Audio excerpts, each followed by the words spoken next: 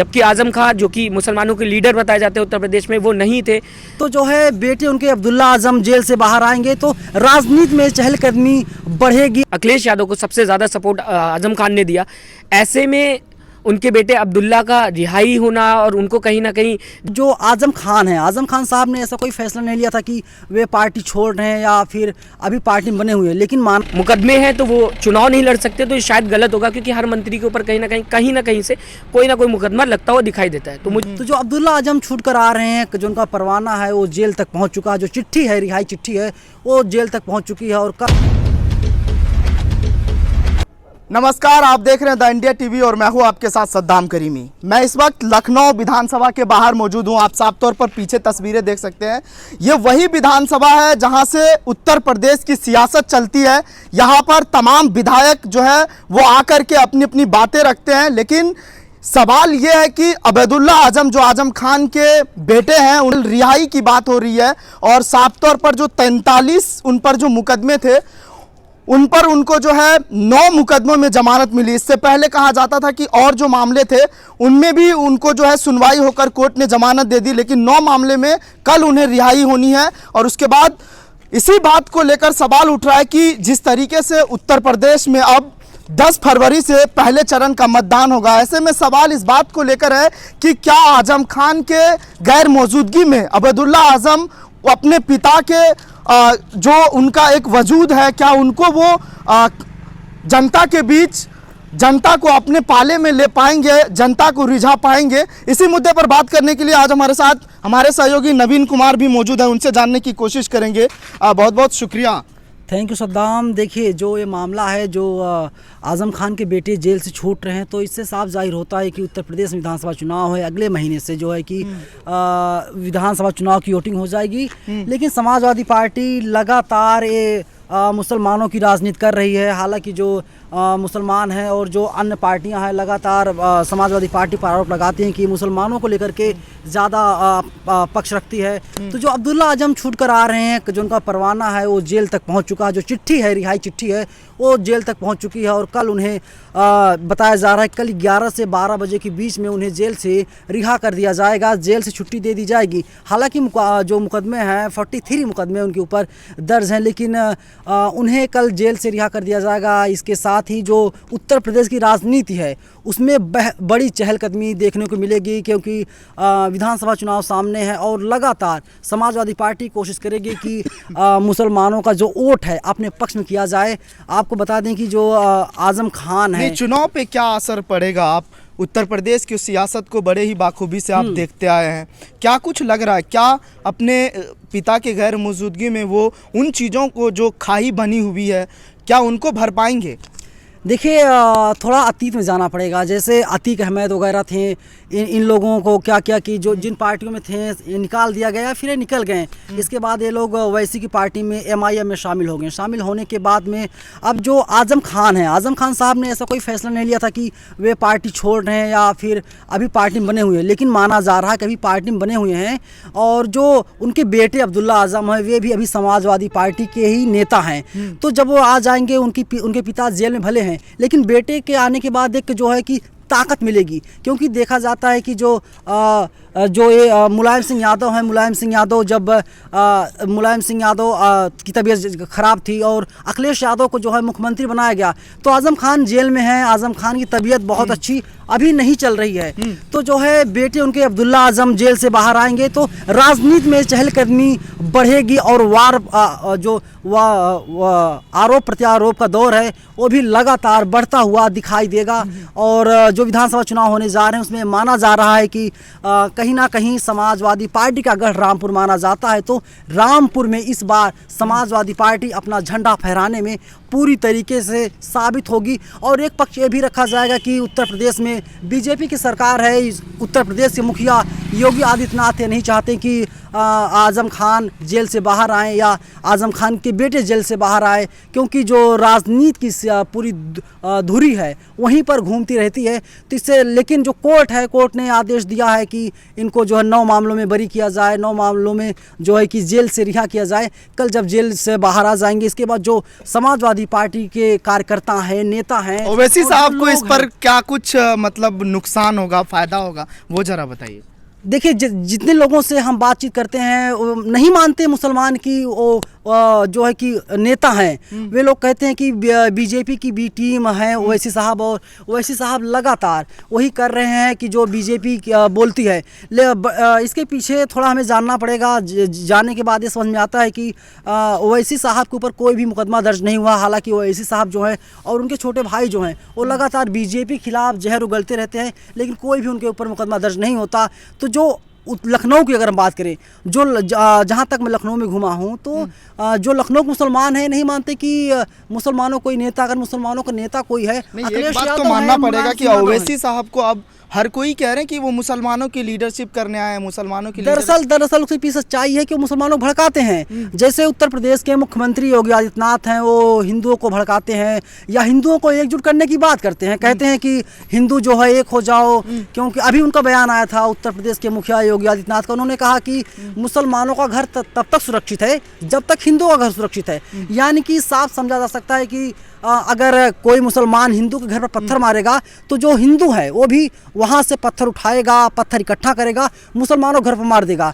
तो एक तरीके से बताने की कोशिश की जा रही है कि मुसलमान हो तुम लोग डरे रहो, लेकिन वहीं जब ओवैसी साहब आते हैं, ओवैसी साहब कहते हैं कि भैया तुम मुसलमान हो, तुम्हारा नेता कोई नहीं है, तुम्हारी आबादी जो है उत्तर प्रदेश में 19-20% है, तो तुम्हारा कोई लीडर होना चाहिए, और लीडर कोई नहीं, हम लीडर बनकर आ रहे हैं। लेकिन उत्तर प्रदेश मुसलमान है, मानने के लिए तैयार नहीं है। लेकिन हाँ, 20% में से लगभग 1-2% अपवाद स्वरूप कुछ मुसलमान हैं जो ओवैसी साहब को अपना हुक्मरान मान रहे हैं। जिस तरीके से देखा जाता है कि कुछ कहा जाता है जैसे बीजेपी जो है, बीजेपी हिंदुओं की पार्टी है, जो देश के प्रधानमंत्री मोदी हैं, उत्तर प्रदेश के मुख्यमंत्री योगी आदित्यनाथ हैं, ये लोग सिर्फ हिंदुओं की बात करते हैं, हिंदुओं की विचारधारा को लेकर आगे चल रहे हैं। जो 1-2% मुसलमान हैं, वे लोग इतने बड़े भक्त हो चुके हैं, अंधभक्त हो चुके हैं ओवैसी साहब के।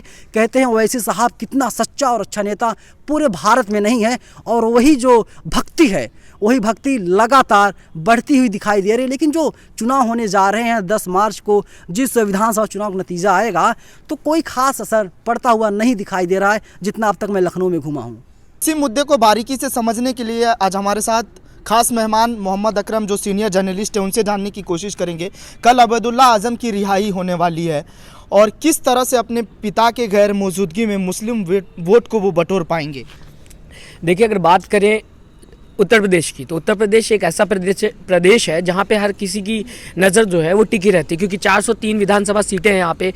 हर पार्टी चाह रही है कि वो कहीं ना कहीं जीत क्या पाले में अपने पार्टी को ले आए। फिलहाल अगर बात करें, लगातार MIM जिस तरीके से आज़म खान का नाम लेके लोगों के बीच जा रही थी, समाजवादी पार्टी की बात कर ले तो समाजवादी पार्टी के करता धरता, और अगर बात की जाए मुलायम सिंह के साथ काफ़ी टाइम से थे आज़म खान, और अखिलेश यादव को सबसे ज़्यादा सपोर्ट आज़म खान ने दिया। ऐसे में उनके बेटे अब्दुल्ला का रिहाई होना, और उनको कहीं ना कहीं जब वो रिहा होके आएंगे, विधानसभा चुनाव चल रहा है, तो 2022 के चुनाव पे इसका बड़ा असर देखने को मिलेगा।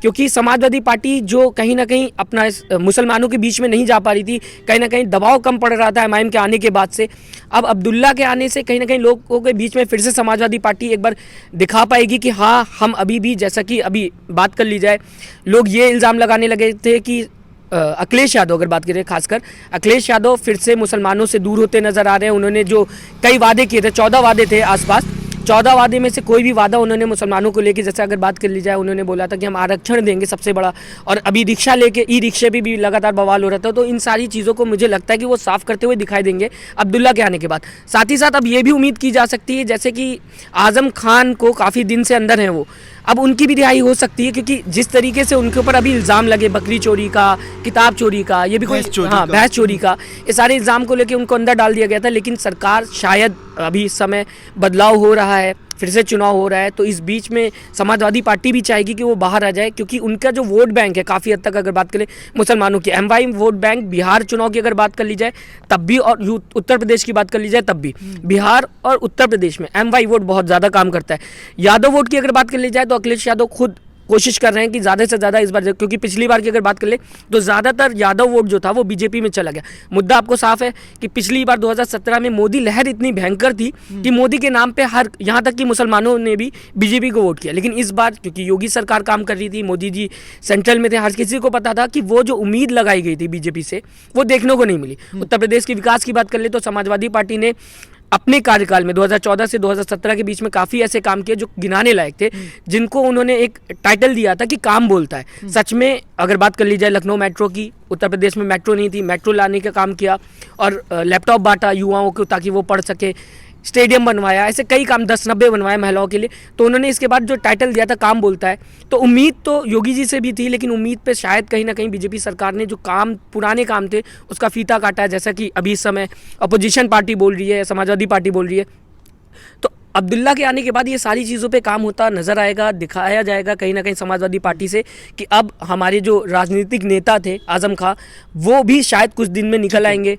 ठीक है, इस बहस को थोड़ा आगे लिए चलते हैं, क्योंकि एक चीज़ और इसमें समझने वाली बात है, क्या इतने मुकदमे दर्ज होने के बाद, माफ़ कीजिएगा, क्या अब्दुल्ला आजम चुनाव लड़ सकते हैं? क्योंकि चुनाव आयोग का जो गाइडलाइंस आया कि अगर आप पर मुकदमे दर्ज हैं तो आप नहीं लड़ेंगे। इसके देखिए, अगर बात की जाए मुकदमों की तो हम सबको पता है, पूरे भारतवर्ष को पता है कि कहीं ना कहीं हर किसी के ऊपर मुकदमे लगे हुए हैं। यहाँ तक कि जो हमारे प्रधानमंत्री उस समय उनके ऊपर भी मुकदमा चल रहा था, हालांकि वो साफ़ हो चुका है। अभी प्रदेश में, जिस प्रदेश में खड़े हैं, जिस विधानसभा के सामने खड़े हैं, इसके जो मुख्यमंत्री अभी थे, क्योंकि अब तो चुनाव आने वाला है तो मैं ये नहीं कहूँगा कि हैं, उनके ऊपर भी मुकदमे चल रहे थे। तो लगातार हर मंत्री के ऊपर मुकदमे दिखाई दिए हम लोगों को कि कहीं ना कहीं थे।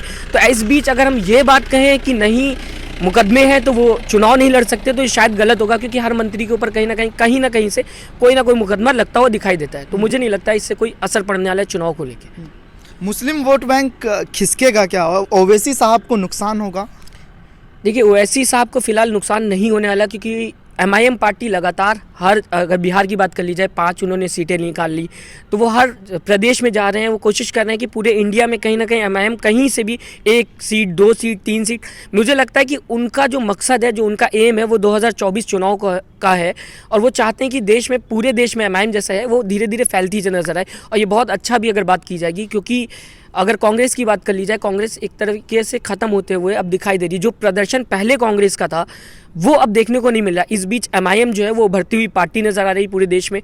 तो अगर ये उत्तर प्रदेश में जैसे 100 सीटों से, हम सबको पता है कि 100 सीटों पे एमआईएम लड़ने का दावा कर रही है, अगर 100 में से ये 5 या 5 से ऊपर या नीचे ऊपर आसपास ही निकाल लेते तो उत्तर प्रदेश में कहीं ना कहीं अगली जो अगला चुनाव होगा उस पर इससे बेटर प्रदर्शन कर सकती है एमआईएम। इन्हीं सारी चीज़ों को लेकर मुझे लगता है कि एमआईएम को कोई फ़र्क नहीं पड़ने वाला, क्योंकि एमआईएम ने जो सीटें, अपनी हॉट सीट जो उनकी है, वहाँ पे आप ध्यान दीजिएगा कि 60% या 60% के आसपास मुसलमान हैं, और वहाँ पे जबकि आजम खां जो कि मुसलमानों के लीडर बताए जाते हैं उत्तर प्रदेश में, वो नहीं थे।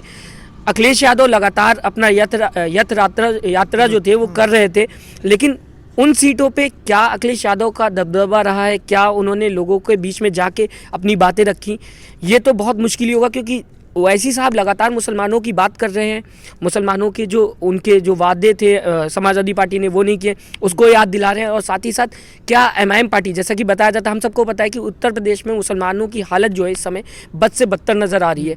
अगर आप बात कर ले गरीबी रेखा में, तो मुसलमान पीछे नज़र आ रहा है। पढ़ाई की बात कर ले, शिक्षित नहीं है मुसलमान। अगर आप बात कर लीजिए कि बेरोज़गारी में लगातार मुसलमान जो है वो आगे आता नज़र आ रहा है। अगर आप बात कर लीजिए ज़मीन की, जायदाद की बात कर लीजिए, तो मुसलमानों के पास सबसे कम जायदाद है। 700 के आसपास बताया जाता है कि मंथली इनकम पर मुसलमान अगर निकाला जाए उत्तर प्रदेश में तो आ रही है।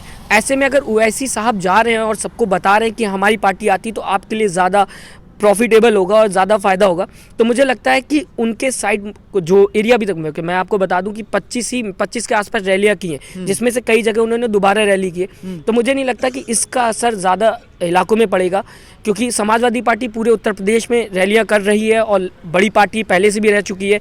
एमआईएम पहली बार प्रदर्शन कर रही है, तो जो पहले से ही जिनका वर्चस्व है उत्तर प्रदेश में, उनके ऊपर इतना असर डालना मुझे नहीं लगता कि ये कहना सही है कि बहुत ज़्यादा असर आएगा। चलिए, बहुत बहुत शुक्रिया हमसे बात करने के लिए। तो तमाम जो राजनीतिक विश्लेषक हैं, वरिष्ठ पत्रकार हैं, सभी का यही विश्लेषण है कि किस तरह से आजम खान के बेटे अगर रिहा हो रहे हैं तो कहीं ना कहीं समाजवादी पार्टी का एक नींव मजबूत हो रहा है और आने वाले समय में इसका फ़ायदा होगा। लिहाजा देखने वाली बात होगी कि अब आजम खान जेल से कब बाहर होते हैं, इन पर हमारी रहेगी पैनी नज़र। द इंडिया टीवी के लिए विधानसभा के बाहर से सद्दाम करीमी की ये रिपोर्ट।